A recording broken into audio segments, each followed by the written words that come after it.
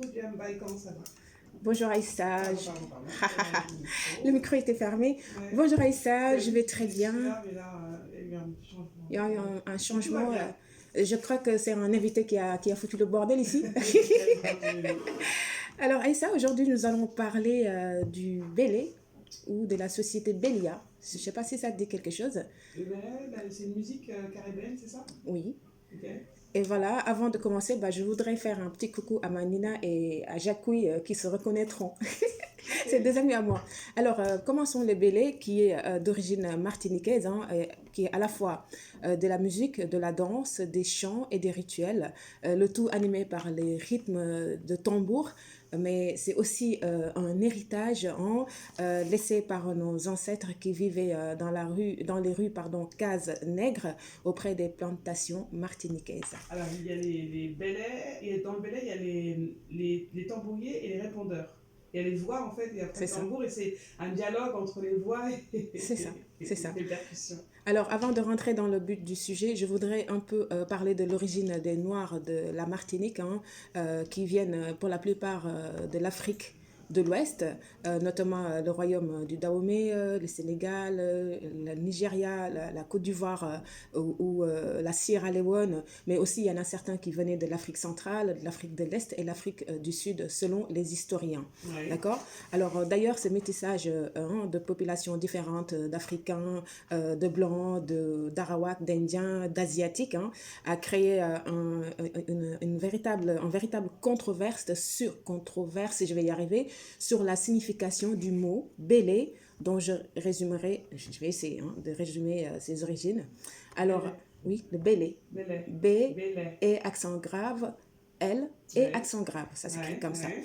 Alors, le Bélé est créé pendant la période de l'esclavage hein, entre le 16e et le 17e siècle par nos ancêtres africains déportés dans les Caraïbes. Hein. Et d'après certains, le mot Bélé serait proche du mot français Bel Air et qui veut dire bel endroit. D'accord. Par contre, l'appellation du mot Bélé serait d'origine africaine pour d'autres.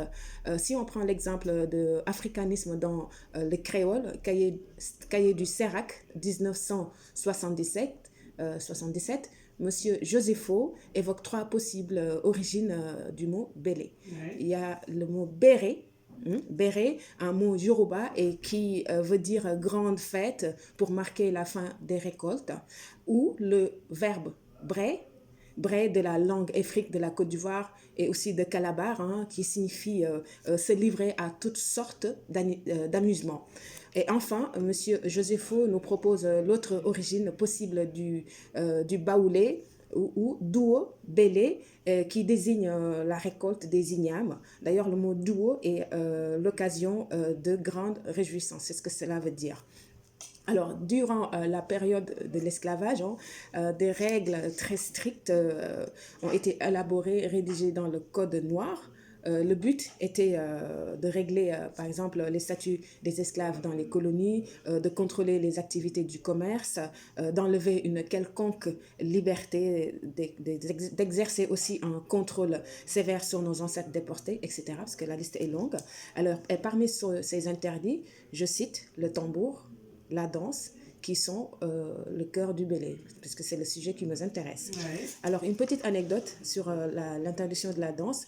Quand on prend une danse qui fait partie des éléments du Bélé et qu'on appelle le kalanda ou la kalanda, je crois, pardon, oui, la kalanda, et qui est probablement originaire de la Guinée. Cette danse était jugée à l'époque barbare, sauvage, sensuelle et donc interdite.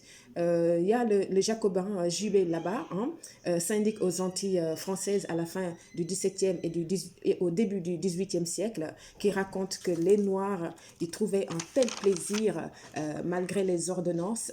Ils se retrouvaient le soir dans les bois auprès de leurs plantations pour danser le kalanda, ce qui était d'ailleurs une sorte de résistance. En fait, c'était de la résistance, puisqu'il y a eu toutes sortes de résistances possibles avec les moyens du bord. D'accord. Alors, si on parle aussi du Bélé et ses différentes dimensions, Nous avons sa dimension spirituelle et Ouais. thérapeutique, Ouais. parce qu'il faut se rappeler que nos ancêtres n'étaient pas arrivés dans les Caraïbes avec une fait dans leur âme, nus dans leurs âmes. Ils n'étaient pas nus dans leurs âmes.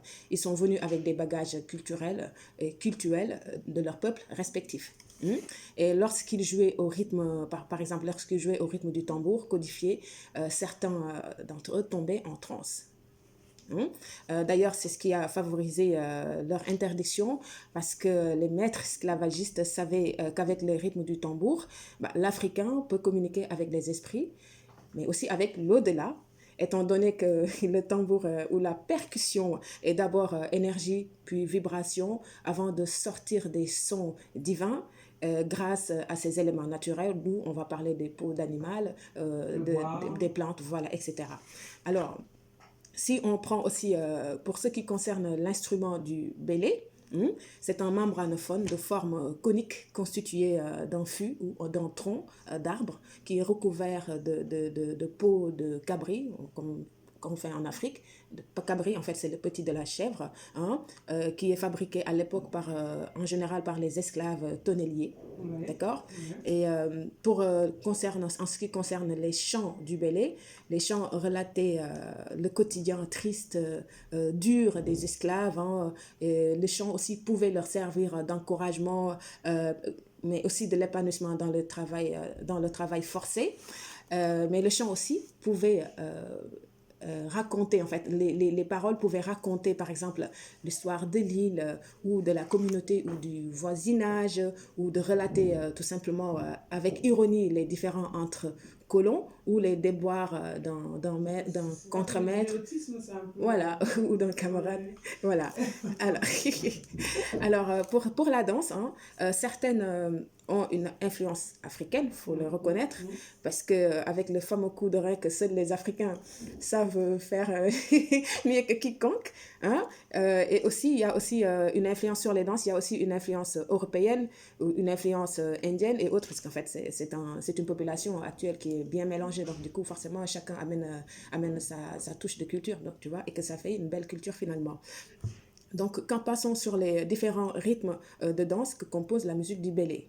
Alors, il y a 5 rythmes, dont 3 majeurs, notamment la lutte.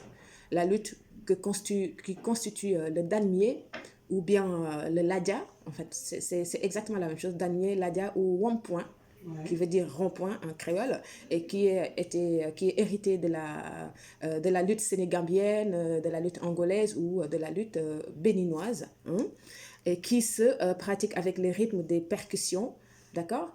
Et en fait, dans le ladja, il y a des fonctions d'apprentissage de danse, mais aussi des fonctions d'apprentissage je voulais dire des fonctions d'apprentissage de combat, puisque Ouais. c'est pas que de la danse. Il y a une partie danse, mais il y a une partie où on apprenait aux esclaves à se combattre, en fait, à se battre, pardon. D'accord. Alors, si on prend aussi le rituel ou la danse kalanda, ce que je disais tout à l'heure, en fait, c'est une danse qui favorisait la fertilité, la fécondité, la réjouissance. C'est une seule personne d'ailleurs qui danse ça face au tambour, mais on peut dire aussi que c'est un duo avec la musique, Ouais. mais aussi c'est un duel entre le danseur et le batteur de Tambourine. tambour. Ouais. Voilà. Et quand on parle de la Comme le danse, bala, comme le sabar. sabar, ouais, comme le C'est un sabar. peu pareil. Bah voilà, comme le sabar. Parce qu'en fait, quand on dit un duel entre le danseur et le rythme du tam-tam ou le batteur, c'est-à-dire en fait le danseur parfois peut arriver à guider le batteur même du tam-tam, tu vois, alors qu'en général on voit le contraire. Alors quand on prend aussi la danse du bélé, c'est une danse d'émotions qui va exprimer toutes sortes d'émotions, d'émotions de joie, de tristesse, voilà. C'est ça le ballet. Et quand on passe sur la fouilleté, ou Ouais. bien fouilleterre, c'est un rythme de musique qui permet aux gens de cadencer leurs gestes, pardon. La musique permettait aux esclaves en fait de se synchroniser afin de pouvoir travailler ensemble dans les champs de plantation. Je ne sais pas s'il me reste en 1 chose. minute 40. Voilà, donc je voulais remercier puisque la liste est longue. Remercier Justin Obigil Kamangula, qui est professeur de l'ADIA, Roland Montpierre, qui est le doyen des auteurs de bande dessinée noire, hein, et Philo et les voix du tambour, Ombre Belaï, Yolani Sanon, et voilà, j'en passe. Merci à tous ceux qui m'ont aidé pour préparer cette belle chronique. Et je vous donne rendez-vous semaine prochaine pour le Guoka. Le Goka, ah, Le Guoka, génial. ben voilà. Ok, bon, bah, très bien, merci beaucoup. On se retrouve pour d'autres traditions.